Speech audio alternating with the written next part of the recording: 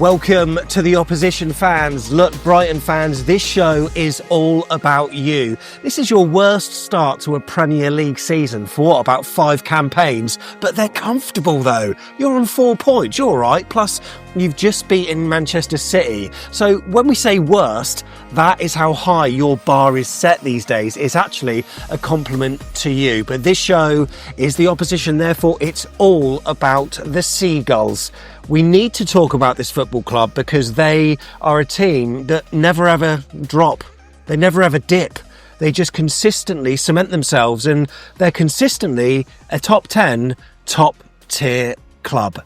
We need to talk about Brighton. My name's Sam Davis. My name's Ben Phillips. Ben, how are you, sir? You all right? You looking forward to this one this weekend? I'm absolutely buzzing for it. I cannot wait. 2 very good footballing sides under 2 very good managers with exciting squads. So I'm really looking forward to it. Yeah, and there are similarities between both clubs, which of course we'll need to talk about too. But you may have guessed that we're here at Q Sports Bar in Boscombe. And look, it's the place to be for pool, snooker, darts and live sport on the TV. And look, Brighton fans, this is the place for you on your match day. If you're getting off at Folkestone Station, it's a 10-minute walk. If you just turn right, as soon as you come out, it's on the same side as the road that you're on. Head into Boscombe, it's on the right-hand side. You shouldn't be able to miss it. And why come here? Well, they're showing the lunchtime fixture. That is, what is it?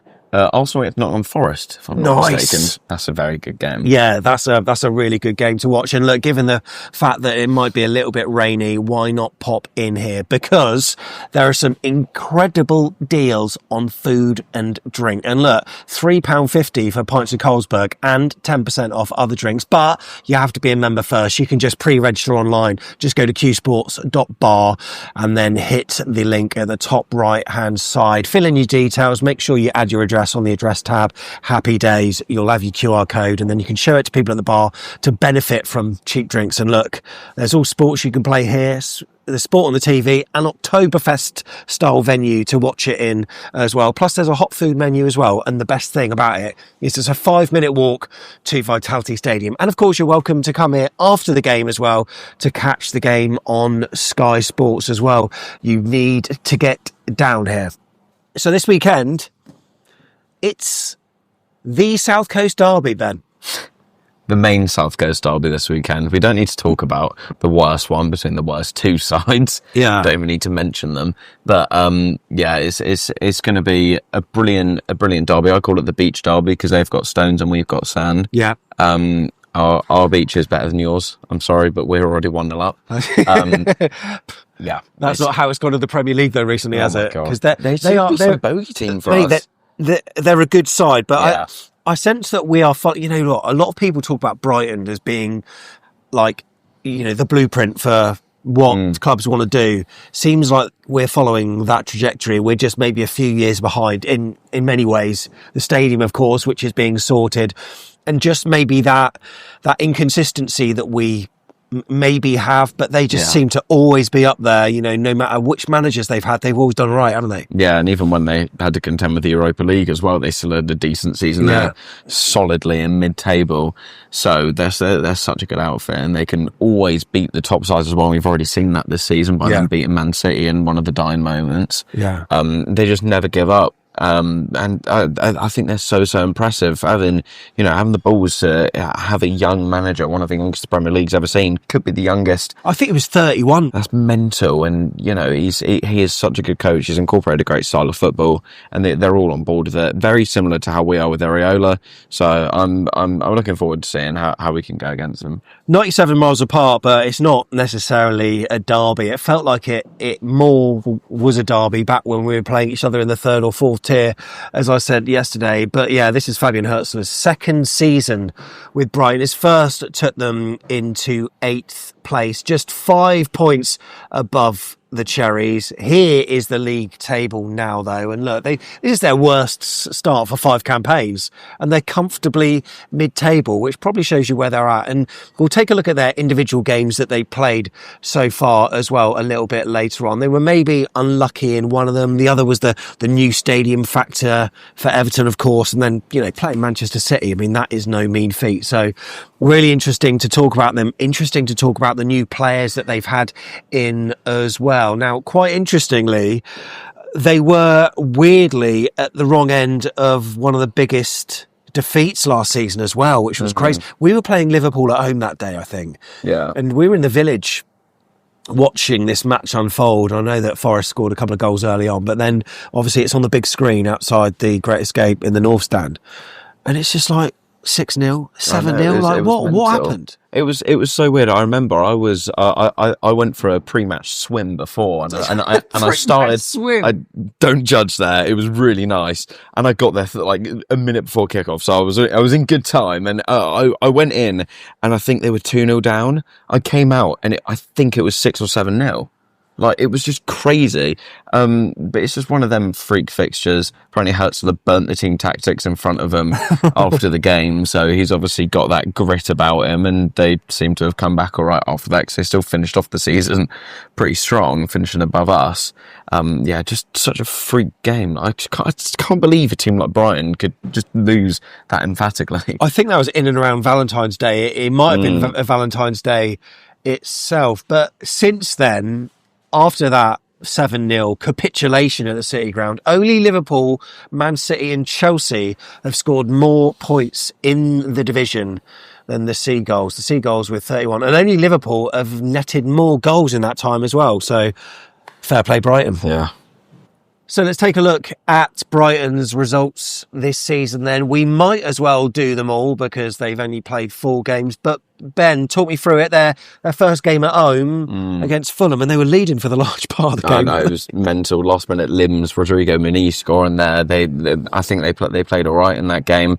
Just one of them where it happens to you probably a couple of times a season if you're unlucky, and that was them getting the wrong side of the rubber of the green. But it is what it is. Fulham are a decent outfit, so it's still a point on the board to start the season. It's better than losing.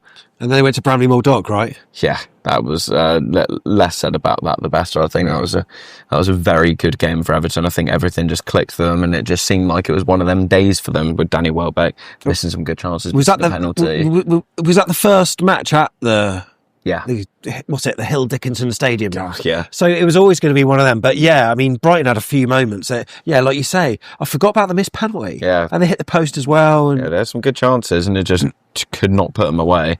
And Everton managed to do a job on them. Then moved on to the Cup, where they disbanded Oxford pretty easily. Then you don't want to butcher his name. I think it's Kostoulas or something. He came on and played really well.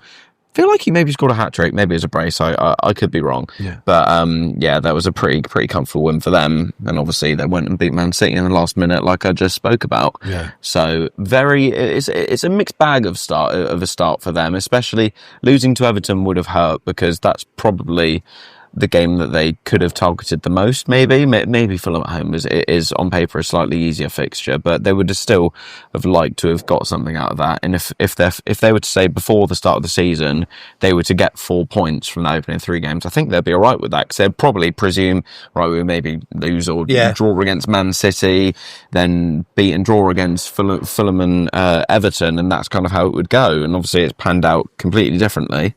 But they're still a great side, obviously scoring goals for fun at times. Yeah. And it's not to be underestimated how much it means winning a cup game like that away. It was pretty much their reserves and their substitutes are getting confidence into them as well. Having some of their new signings play, get minutes into their legs. So I think overall it's been a good start to the season for them. In terms of the transfer window, I mean, it's been relatively quiet compared to the previous season. The Seagulls, they brought in 6 new arrivals compared with more than 10 the previous summer. And I think it's very similar to us. And there's been a high churn of players, a high turnover.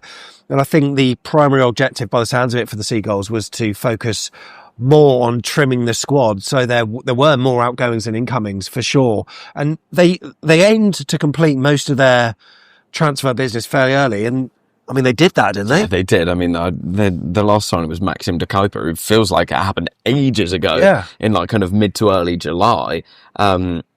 So it's good that they've kind of all had a good pre-season under their belts, which is smart, because some clubs, like if you look at Aston Villa doing a lot of business on deadline day, Sancho and Harvey Elliott and stuff like that, True. it's again, you don't realise how much that means when you sign players that early on, and that is really, really good for them. And obviously they did very similar to us, getting rid of a lot of deadwood players that didn't play, and they got good money when they sold João Pedro as well, one of their star players. So yeah, overall, again, I think it's been a decent window for Brighton, even though they've not done a huge amount of business. Yeah, you mentioned the players out. We're just looking at them. If you're watching YouTube, you can see them on screen. Yeah, and some big names there, and there are also some useful players that have gone out on loan as well. But like you say, there have been some big names like Adingra's another one of them, of course, as you say, João Pedro. Matt O'Reilly's a good player as well. Yeah, I'm surprised that he's gone out on loan as well. Julio Enciso, Estepinian as well. I mean, obviously some on loan, some sold for them when you're looking at that list. And I suppose let's take a look at the players that they've got in as well, because there's sort of three parts to this, of course. There's players out, players in, but also retaining the ones you've got that you want to retain. So, yeah, you talked about, De Kuiper as well. Diego Coppola, I swear that we were linked with him at one point. Seems like we were linked with every centre-back under the sun after we sold Dean House and then eventually Zabani as well. But yeah, he seems to be a good player, got some good Serie A minutes last season, and he's fairly young as well. So again, it's one of them signings that will probably prove to be really good for them, and he'll probably sell him to Chelsea for 70 million in a couple of seasons' time. Probably. Costulas as well from Olympiacos as well, as you say, come through the door, and yeah, seems to be doing all right as well. But also the big part of it, like I say, keeping the players that you've got. So tying down the likes of Karu Mitoma, who I think's been involved for Japan in the week, by the way. So whether we'll be a little bit tired, we hope so. But look, that happens with clubs all around the Premier League, right? Baleba as well, also Van Heck as well, who scored against us before, I swear. Maybe not for Brighton. But who did he play for before Van Heck? Who did Van Heck play for before? I'm pretty sure I was asked in when I had to relay the championship scores. Yeah. From when Anton Semenyo and Marcus Tavernier asked me. That was a great video. Yeah, that was. I want to say it wasn't Preston, was it? Blackburn Rovers. Blackburn, that was it. Blackburn bloody Rovers. I swear he scored against us for Blackburn. That would not shock me because I remember doing the caption on the vlog, Van Heck, and I think the vlog title was "What Van Heck was that?"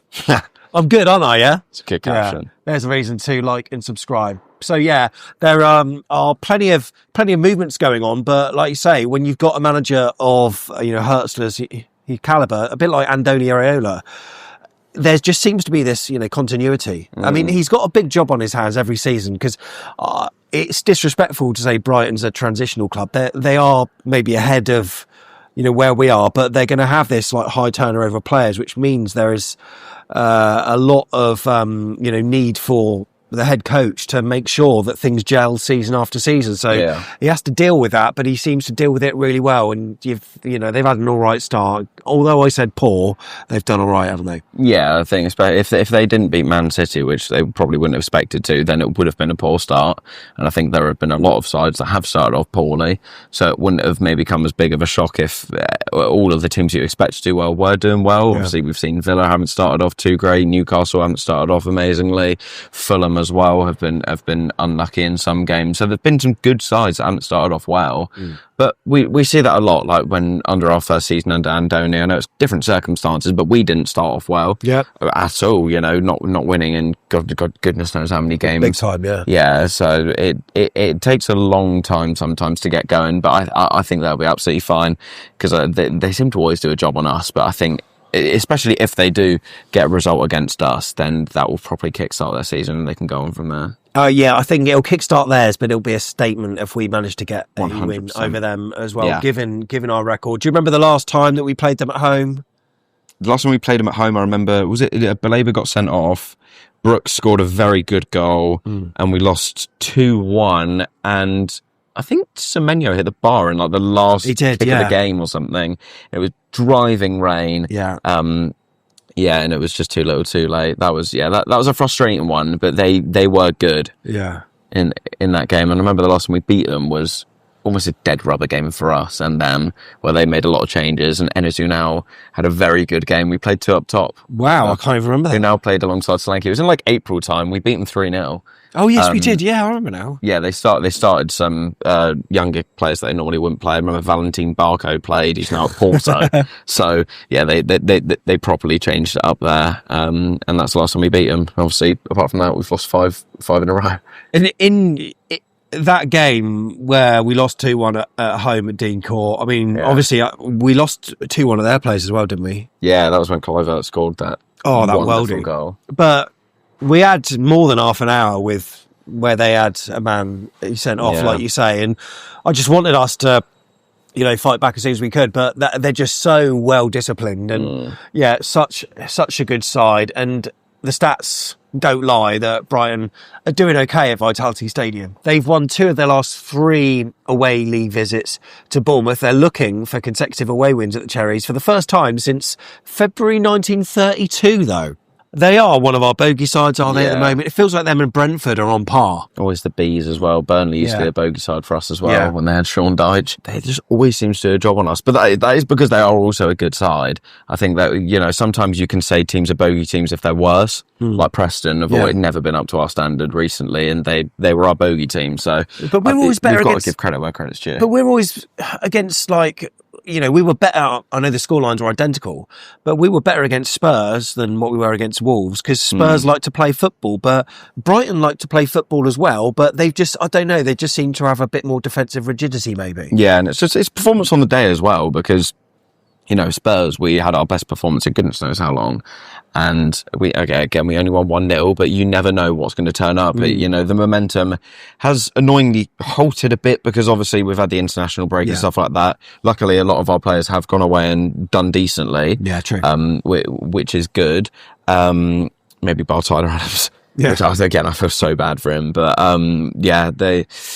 It's going to be an interesting watch. Again, I say this a lot, but the opening kind of 20-30 minutes will set the tone of the game 100%, because that's what happened last time. They started off well, and they're too much for us. And in the away fixture as well, I remember they got a penalty fairly early on in the first half, and that was I feel like the writing was on the wall after that.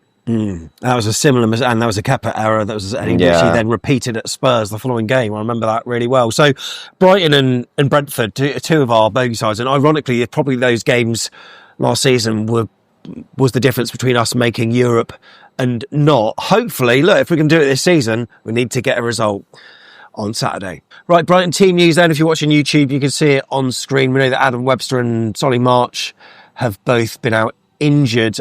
Also, Karim Matoma, I mean, look, he's fine, but he's had a fair bit of travelling to do, and there is a case among some Brighton fans that I've been seeing on social media that have been debating that maybe he won't start, but I don't know, maybe he will and just play the first bit. And also we got Max Vifa on the list as well, being shown to, currently being assessed, chance for him to be back. I'm so interested to see the teams very shortly, but do you want some stats? There you go. Brighton have scored a penalty in 4 of their last 6 Premier League games. Wow. Did you know that? Whilst in 2025, they netted 9 penalties. That's 4 more than any other Premier League side. That's absolutely crazy. Now, one of the strings to Brighton's bow is, get this, James Milner.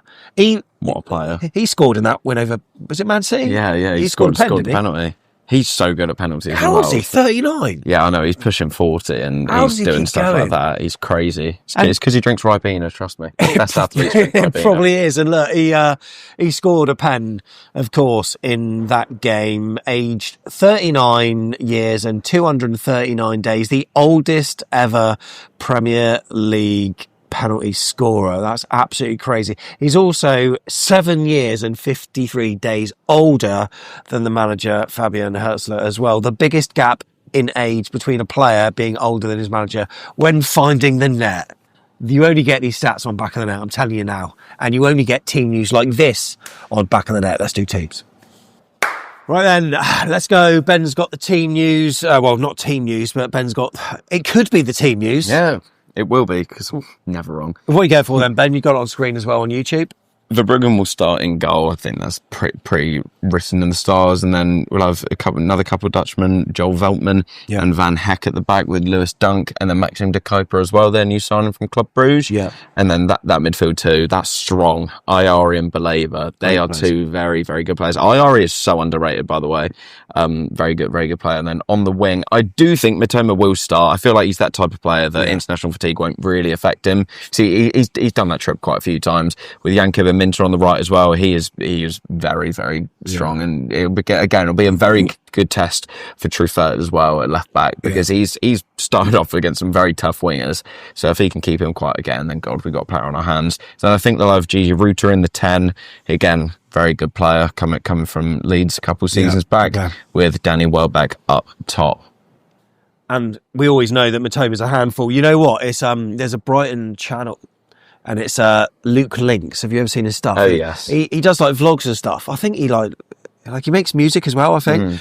But whenever he does a match day vlog, he's like praying for Matoma to do well, because when he puts his name in the title, when he puts a Japanese flag on, when he puts a picture of it like in the thumbnail, his views go absolutely crazy. And we found that once as well. So if it is going to be a Brighton win, just make sure Matoma, and that helps us. But obviously we want Bournemouth to get the result. I need to tell you about the man in charge this weekend, Peter Banks. He's probably best remembered most recently for Cherries fans for that controversial red card decision in our game against Man United, which was done via VAR, in which Evan Nilsson was sent off. He was first shown a yellow card, but later on it got upgraded to a red. But then a few days after that, there was another panel that watched a TV screen, like people watching TV, like happened with VAR. And the second panel decided that the red card could be overturned. So Ever did end up playing in the next game, hoping for no more controversy like that. Hey, we also, by the way, did have him our away game at Wolves last season. Oh yeah, we won that. And also the League Cup match against West Ham. Oh, less said about that, the better. But he did give us 3 penalties, though, against Wolves, I suppose. Exactly. He gave us 3 penalties and we won, so... How are we meant to feel about Peter Banks? We just don't know. Let's go for predictions, then. Ben, what are you going for? I think it's going to be a very entertaining game. I think there'll be goals. I think we've both got very, very good attacks, and we're strong in between the lines, so I think we're going to draw 2-2. Oh, you know what? Yeah, I'm gonna do a win. I'm gonna say Bournemouth are gonna win this, and I don't usually. My heart says a draw, but look, one of us has got to go for a win. I'm going for a Bournemouth 2-1 victory. Let me know what you think in the comments. Pop them in there now. And Brighton fans, just a reminder, Q Sports Bar is the place to be before the game at the weekend. It's a 5-minute walk to Vitality, and it's got everything you need, including live football on TV as well. Pool, snooker, darts, the lot, and a hot food menu too. So make sure you get down here. If you want to come on fan cams, if you're a Brighton fan, if you're a Cherries fan, you know where we'll be, usual place. But until then, up the Cherries. Up the Cherries. You Reds.